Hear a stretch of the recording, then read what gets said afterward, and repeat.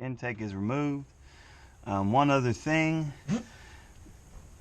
there is a bolt back here that holds these hoses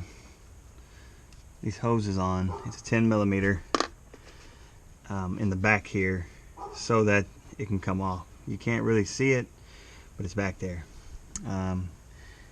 So I just took the bolt off, and then there you go. What I'm going to do before I put it all back together is these clips will slide off with a pick. You just slide it off, and I'm going to tighten this on the intake before I put it in, and that way I can just slide this stuff in when I put it back on. And so for this side of the valve cover gaskets, the only thing different is you will also need to take off the bolts. Razor blades down here.